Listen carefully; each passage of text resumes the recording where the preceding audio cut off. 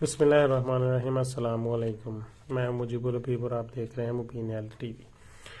तो फ्रेंड्स, आज की हमारी इंफॉर्मेशन भी या क्वेश्चन का आंसर है पैनाडोल सिरप और ड्रॉप के बारे में।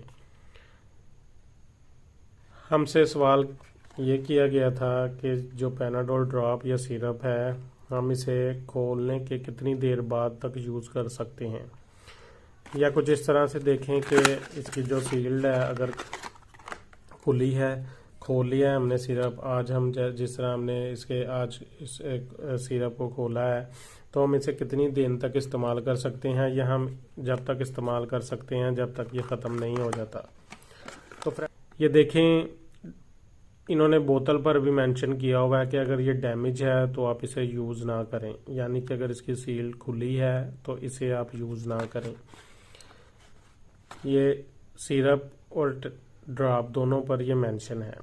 अच्छा, उसके बाद अब इस तरफ आते हैं कि जिस तरह आज आपने अगर इस सिरप को खोला है, आप ये करें कि जितनी जल्दी से जल्दी हो सके चलें, और कुछ नहीं तो कम से कम 1 माह का टाइम पीरियड रख लें कि या तो आप इसे इस्तेमाल करवा लें, बच्चों को यूज़ करवा दें 1 माह के अंदर अंदर, या 25 दिन के या 21 दिन के अंदर अंदर इसके आप यूज़ करवाएं। उसके बाद आप इसे ना इस्तेमाल करें, ना किसी को इस्तेमाल करने दें, क्योंकि जान पैसों से कीमती है। इसलिए इस चीज़ का ख़ास तौर पर एहतियात रखें। ख़ास तौर पर बच्चों के बारे में बहुत केयरफुल रहें।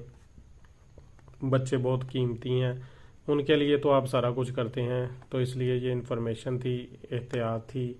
ख़ास तौर पर पैनाडोल, बुरफन, जो इस तरह के सिरप घरों में यूज़ होते हैं, उसके बारे में एक तो उनके जो खुले जो सील खोलते हैं उस चीज़ का ख्याल रखें। दूसरा, उनकी जो डोज है उसका ख़ास तौर पर ख्याल रखें कि अगर बच्चों को बुखार नहीं कम हो रहा तो अपने डॉक्टर को दिखाएं।